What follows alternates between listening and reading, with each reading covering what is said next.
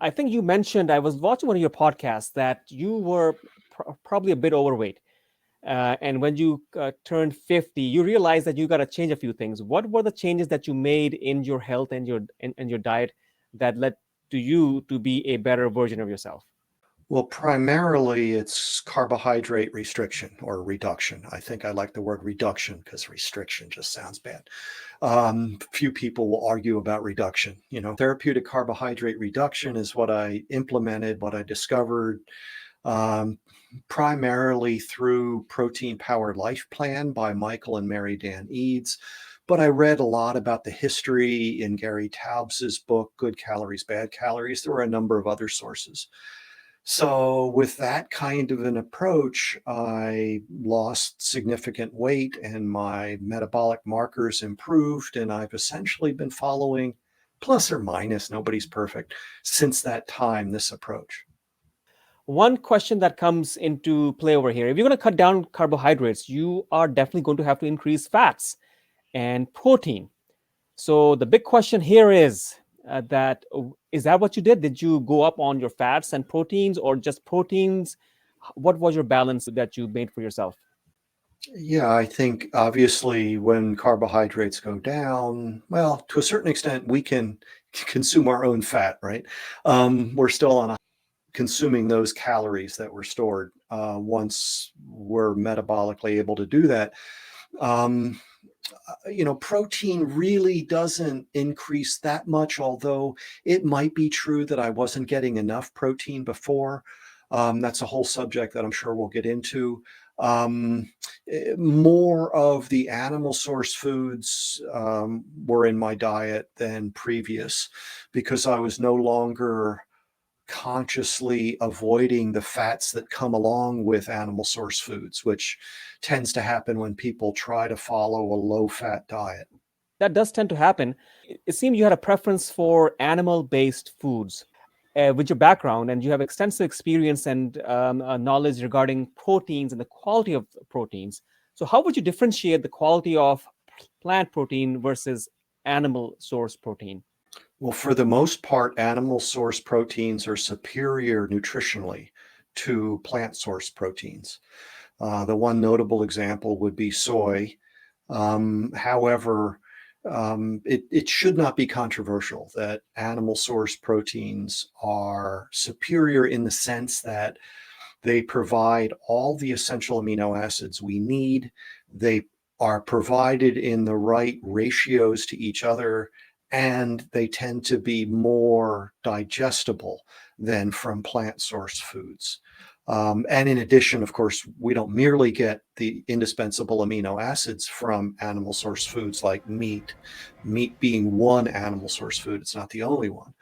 Um, there are many other micronutrients that we obtain best from animal source foods in general, and some particularly so from meat. It's very fairly interesting to note.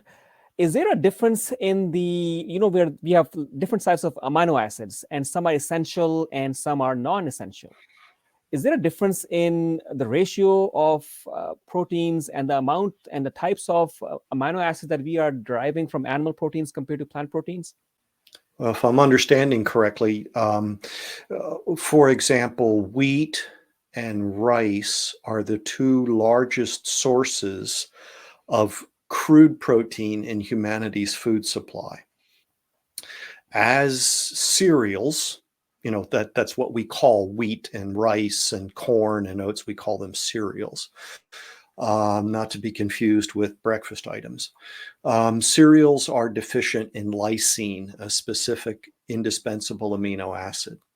And in addition, since we don't eat the raw seeds of cereal, we typically process them into other foods, that lysine becomes less available as a result of the processing frequently. Well, in terms of meat provides more than enough lysine to meet our requirements. So that would be one example of how they differ. So you mentioned about that there's slight differences in the balance of proteins that are in animal and plant-based diets. Is that actually of any value? Can people actually obtain the adequate amount of nutrition, protein-based nutrition from plant-based foods, or are you in favor of animal-based proteins to give you a possibly a better balance? Yeah, in general, I'm in favor of omnivorous diets. I think, in theory, lots of things are possible, but I live in Oregon and you live in Pennsylvania. That's not in theory, right? We we live in the real world, and people have a number of pressures on them. And some of these theories about how we could possibly formulate a balanced plant-only diet would require more knowledge and more resources than the majority of people have available to them. And I also, as I've gone along, have become more and more concerned about the global status of humanity. And the vast majority of humanity is currently in a condition of malnutrition.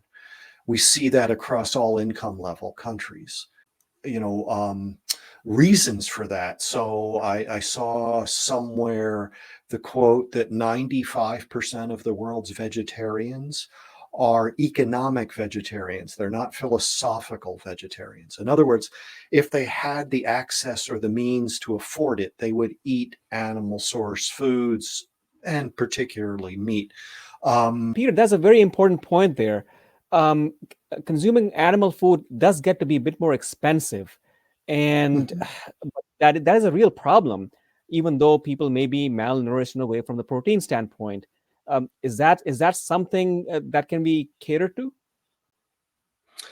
Well, in a number of ways, I think we have to, right? So the people that I work with in cropping livestock systems in agriculture today, that's one of the concerns that we have is how do we produce animal source foods so that they're affordable and accessible while at the same time the farmers and ranchers can make sufficient profit to sustain their business, right? There's no sustainability without profit at the end of the day. Um, so, and there's some real challenges, but I think that those are things that we have to address, because when we look globally, we realize just how essential animal source foods are in the diets of people and the damage that comes when they don't get enough. And again, this is across income level countries, high, medium, and low. Thanks for watching, and I appreciate you as a valuable viewer. And if you liked this segment, you can watch all of the different individual segments or the whole podcast to have a broader understanding on this topic. Just check the links in the description or what you see on the screen right now. I'm Dr. Umer Khan.